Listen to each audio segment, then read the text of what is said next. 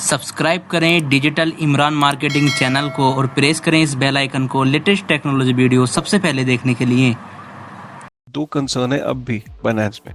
इसका सोल्यूशन है कि फंड्स की सेल्फ कस्टडी आपको आनी चाहिए। फ्यूचर में बाइनेंस के ऊपर पर्सनली इसके ऊपर केस चलेंगे। सीसी कॉन्फिडेंट लग रहा है, बट आपको कॉन्फिडेंस उसके कॉन्फिडेंस में नहीं आना। प्राइवेटली हेल्ड कंपनी में यही नहीं पता होता ऑर्गेनाइजेशन स्ट्रक्चर क्या है। मैंने अभी पोल चलाया रिसेंटली, 2000 लोगों ने उसमें पार्टिसिपेट किया। मैंने उनसे ही पूछा कि भाई बाइनेंस पे इतने विड्रॉल हुए कि आपने किया, तो 60% लोगों ने नहीं किया।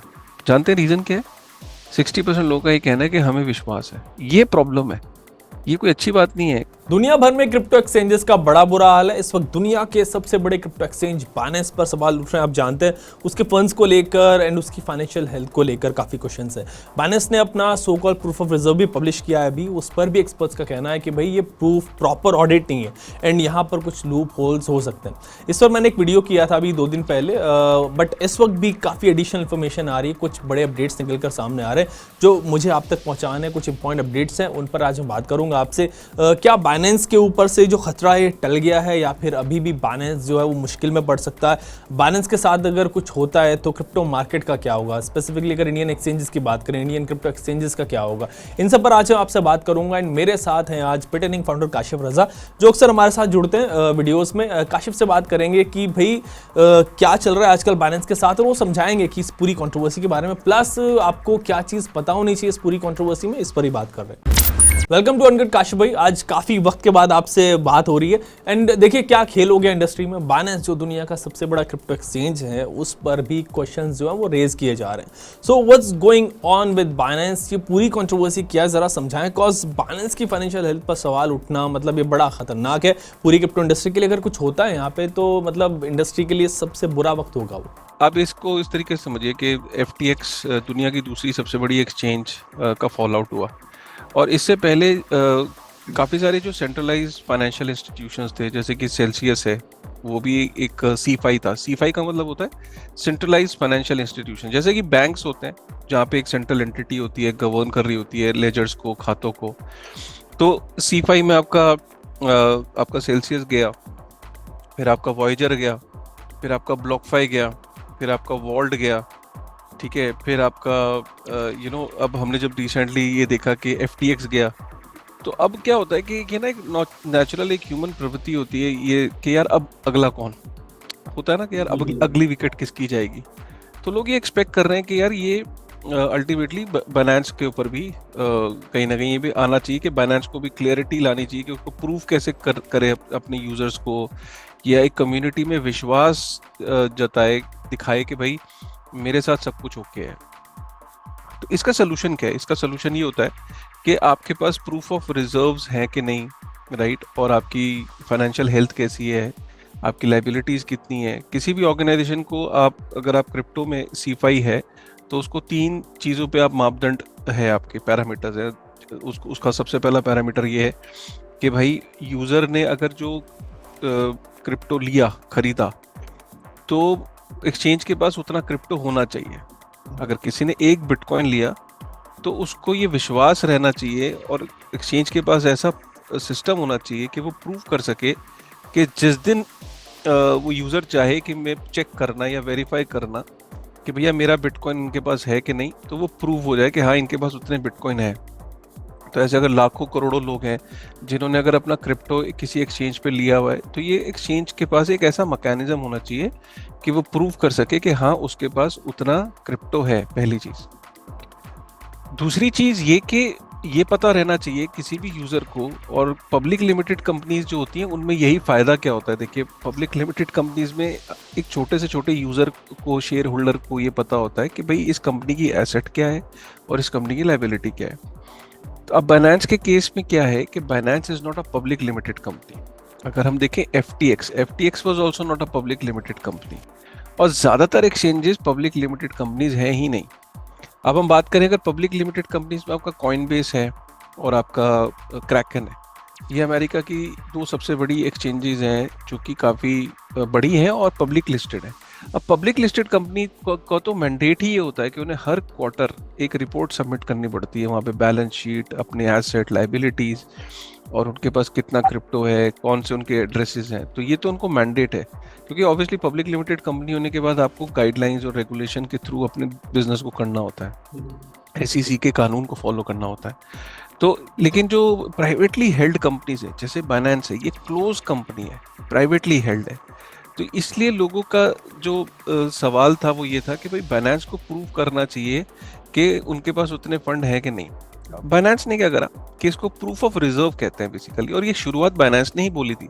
FTX के बाद प्रूफ ऑफ रिजर्व का कॉन्सेप्ट बाइनेंस ने ही बोला था, ये किसी और ने नहीं बोला था कि भैया हर एक्सचेंज को आगे आना चाहिए और प्रूफ ऑफ रिजर्व बताना चाहिए। अब बाइनेंस ने करा क्या, बाइनेंस ने अपना प्रूफ ऑफ रिजर्व पेश किया, और उसने प्रूफ ऑफ रिजर्व में उसने पब्लिक एड्रेसेस दिए, और उसने बताने की कोशिश करी कि भैया ये रहे मेरे एड्रेसेस और इतना मेरे पास बिटकॉइन है। और अब क्या होता है कि उसके बाद अब क्योंकि एड्रेसेस में से कुछ बिटकॉइन मूव भी करे कुछ दिन बाद, तो लोगों ने पहले तो ये शंका जताई कि भाई जिस दिन आपने ये एड्रेसेस बताए उस दिन तो थे, लेकिन कुछ दिन बाद काफ़ी बड़ा चंक मूव हुआ, वो कहाँ मूव हुआ, कहीं ऐसा तो नहीं कि आपने जिस दिन ये रिजर्व ये एड्रेसेस पब्लिक करने थे तो उस दिन आपने फंड पूरे कर रखे थे, लेकिन कुछ दिन बाद आपने उसमें से कुछ फंड मूव किया। तो ये इस तरह की कॉन्स्पिरेसीज ट्विटर पे चलती रहती हैं। इसका एक पक्का इलाज ये था कि आप प्रूफ ऑफ रिजर्व पब्लिश करते, एक रिपोर्ट पब्लिश करते, एक ऑडिट करवाते हैं।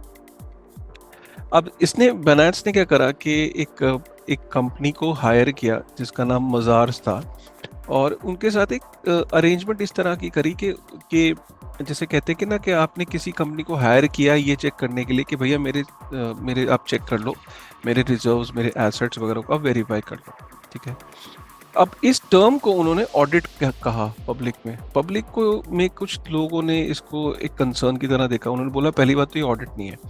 ऑडिट का मतलब ये होता है कि आपकी आपने किसी कंपनी ने, थर्ड पार्टी ने, आपकी कोई इन्फ्लुएंस नहीं है, उनके SOPs हैं, वो अपने SOPs के तहत आपको आपकी एक चीज़ को वो वेरीफाई करेंगे।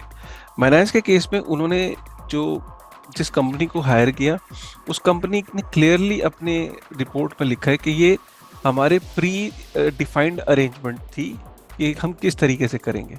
तो इसका मतलब क्या है कि आपने मुझसे पूछ के ही जो मेरी मर्जी थी उसके बेसिस पे जो मुझे एक्सेप्टेड है प्रोसीजर, उसके बेसिस पे आपने किया। तो इसका मतलब ये ऑडिट नहीं है, ये एक तरीके का बस एक प्रोसेस है, एक विश्वास जताने का। तो उसको लेके पब्लिक में बड़ी क्रिटिसिज्म हुई कि this was not an audit report. और इसके अंदर ये भी पाया गया कि जितने उनके पास बिटकॉइन है और जितनी उसकी लाइबिलिटी है, तो उसके बीच में 3% का वेरिएंस पाया गया। मतलब 97% तो कोलेट्रल उनके पास पड़ा है, मतलब 1:1 की बैकिंग है, जितनी एसेट है उतनी लाइबिलिटी है।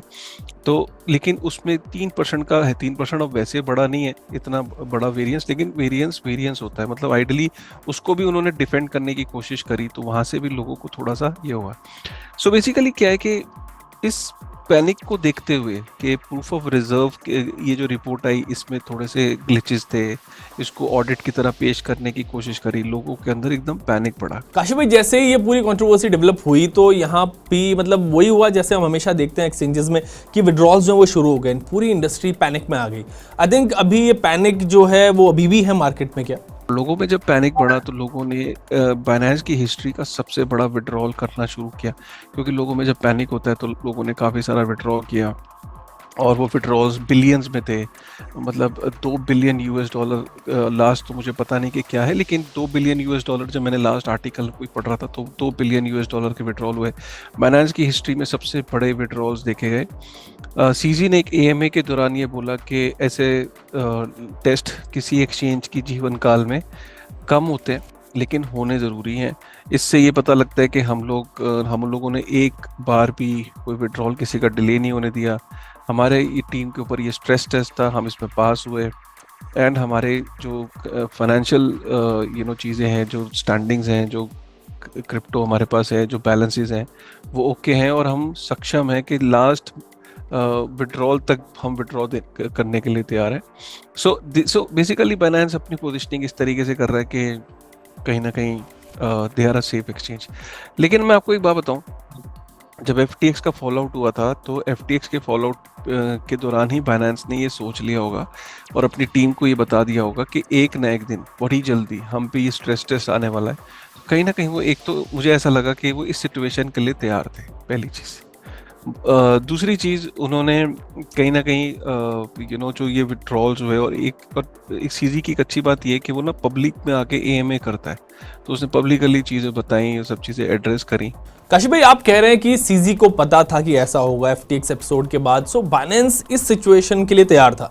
बट अगर वो इस सिचुएशन को प्रेडिक्ट ना करता तो क्या बड़ी दिक्कत हो सकती थी? ऑल्सो क्या खतरा ये टल गया है, या फिर अभी जो दिक्कत है वो कुछ आपको आगे भी दिख रही है?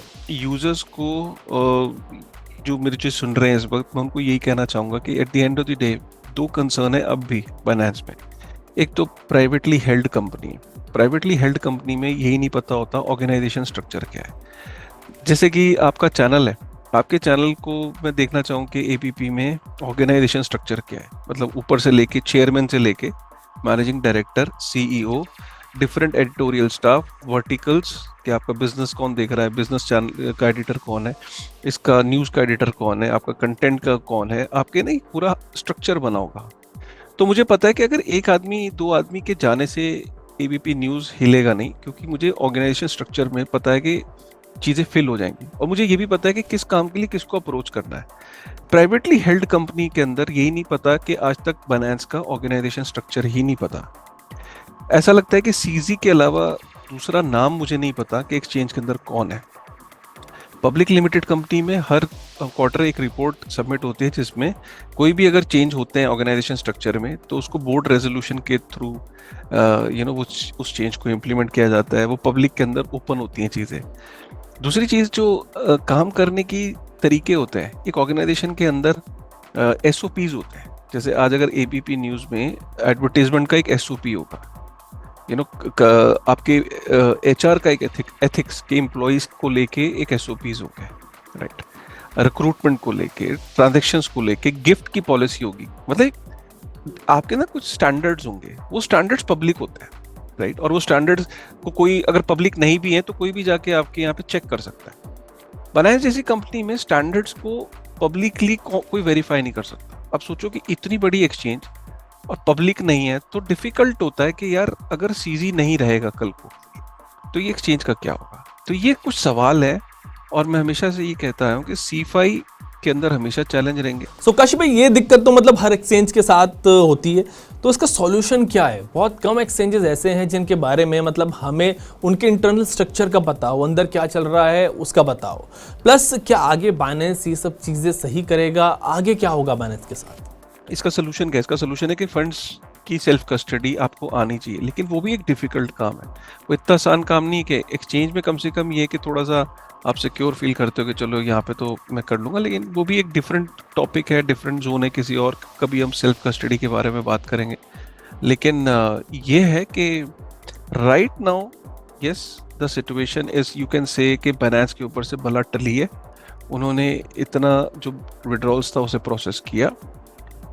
फ्यूचर में क्या है? फ्यूचर में बाइनेंस के ऊपर पर्सनली इसके ऊपर केस चलेंगे, मनी लॉन्ड्रिंग और इस सब को लेके डिपार्टमेंट ऑफ जस्टिस में अमेरिका में 2 भागों में चीज़ें बटी हुई हैं। हो सकता है फ्यूचर में CZ के अगेंस्ट कोई इन्वेस्टिगेशन चले, कुछ चले, उस टाइम देखने वाली बात ये होगी कि कैसे CZ रिस्पॉन्ड करता है। लेकिन CZ कॉन्फिडेंट है, उसका ये कहना है कि सबसे ज़्यादा हेविली रेगुलेटेड है बाइनेंस, 50 से ऊपर लाइसेंस है उसके पास, तो कहता है कि मुझे किसी चीज़ की टेंशन नहीं है। तो ये कहना कि too big to fail, yes it is definitely too big, और इनफैक्ट बाइनेंस के फेल होने से तो मुझे लगता है कि पूरी की पूरी क्रिप्टो इकोनॉमी पूरी शैटर होगी, इसमें कोई डाउट नहीं है। बट इसमें बाइनेंस में इतने ज़्यादा स्टेक होल्डर्स हैं और इतने ज़्यादा लोग हैं कि इन्वॉल्व इन द सेंस कि उनके स्टेक्स इतने हाई हैं कि, और CZ को पता है कि अब नज़रें बाइनेंस पे हैं, और बाइनेंस कहीं ना कहीं इंटरनली अपने आप को बहुत वर्कआउट कर रहे होंगे वो चीज़ों को, क्योंकि उनको पता है फ्यूचर में ये चीज़ें आएंगी। FTX के बाद उनकी स्क्रूटनी बढ़ेगी, लोगों का विश्वास कम होगा। By the way already withdrawals अपने सबसे ऑल टाइम हाई पे चल रहे हैं, एक्सचेंजेस के ऊपर से लोगों का ऑलरेडी विश्वास कम हुआ है। सो मुझे ऐसा लगता है कि going forward things are not very good for exchanges, and an exchange like Binance मेरे ख्याल से अभी एट प्रेजेंट उसका थोड़ा सा उसने आपको ये कह लीजिए कि इस स्टॉर्म के अंदर वो विनर साबित हुआ है, क्योंकि विड्रॉल्स रुके नहीं।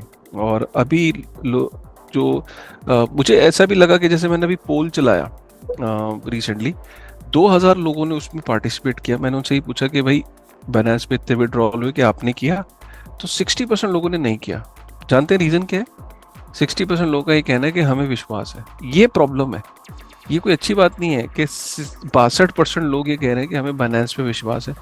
आपको विश्वास होना ही नहीं चाहिए किसी, क्योंकि क्रिप्टो का एथोस क्या है एक्चुअली में, अगर आप समझो, क्रिप्टो का एथोस है कि विश्वास जो है वो कोड पे करो आप, किसी संस्था या इंसान पे नहीं करना है, आपको कोड पे करना है। और डिसेंट्रलाइजेशन का मतलब क्या है कि किसी सेंट्रल एंटिटी पे आपको डिपेंड ना होना पड़े।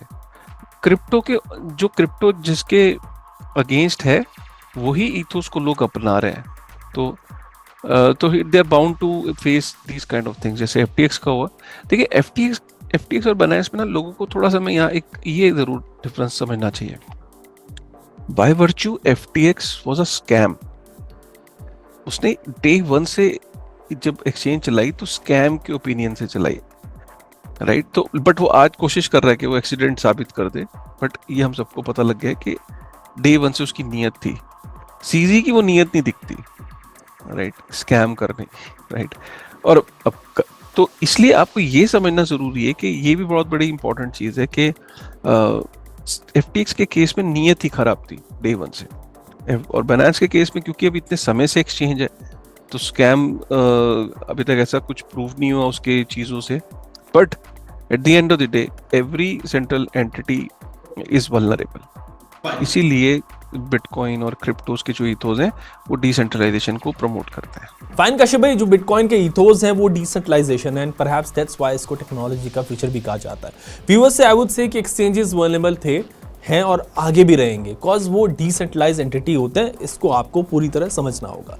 काशिफ भाई के साथ कल फिर से हम बात करेंगे, एंड इंडियन एक्सचेंजेस कितने सेफ हैं, ये टॉपिक बड़ा इंपॉर्टेंट है। ये एक्सचेंजेस अपने प्रूफ ऑफ रिजर्व क्यों पब्लिश नहीं कर रहे, इस पर बात करेंगे। उस वीडियो को भी आप देखना जरूर। सो मिलता है कल नेक्स्ट वीडियो में आपके साथ, तब तक के लिए take care and keep watching uncut.